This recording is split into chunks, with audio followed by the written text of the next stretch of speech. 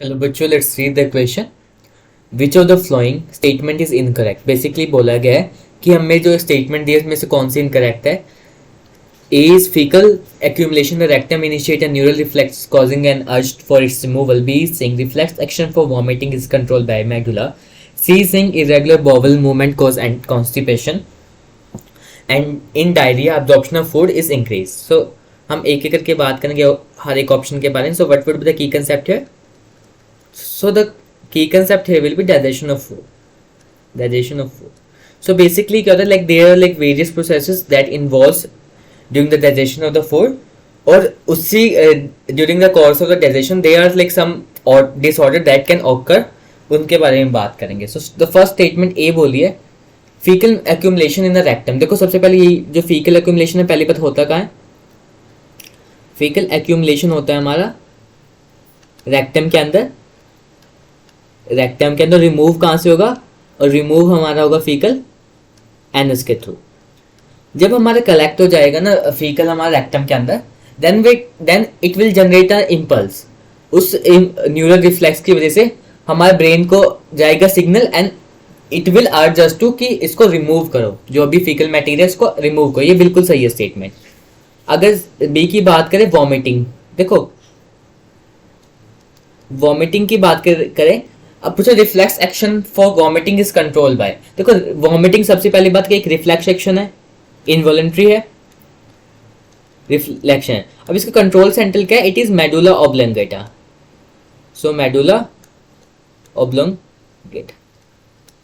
So medulla oblongata is the like the controlling centre of the vomiting. ये भी सही है. अब बात करें कॉन्स्टिपेशन के बारे में बात करें. कॉन्स्टिपेशन के बारे में बात करें कॉन्स्टिपेशन. सो इसमें क्या होगा, हमारा जो फेसेस है ना वो रिटेन रहेंगे विद इन द कॉलन. और ये क्यों होगा, क्योंकि हमारे इरेगुलर बोवल मूवमेंट की वजह से. So we can write it over here. The faecal material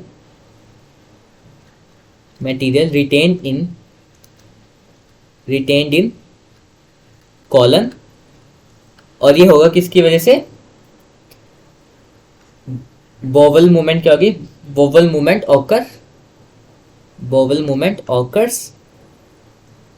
occurs irregularly. Bowel movement occurs irregularly. अगर बात करें D is saying about the diarrhea. So we are going to talk about the diarrhea. अगर diarrhoea की बात करें, इसमें अब normal frequency हो जाती है बोवल मूवमेंट की और इंक्रीज हो जाती है फीकल डिस्चार्ज की, लिक्विडिटी इंक्रीज हो जाती है. So we can write it as abnormal frequency of bowel movement.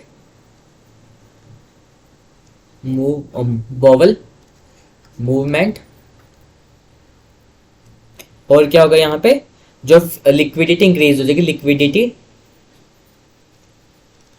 Increase of faecal discharge. ये क्या होता है, हमारा डायरिया होता है. और ये क्या करता है, रिड्यूस कर देता है absorption. It reduce absorption of food. अब बात करते हैं क्वेश्चन के हिसाब से. So the question is saying irregular bowel movement cause constipation. ये भी बिल्कुल सही है. Diarrhea absorption of food increase, नहीं reduce हो जाती है. ये increase क्यों से क्या होगा, गलत. So incorrect पूछा था, तो so the incorrect answer is what, D. Hope you understood that. Best of luck.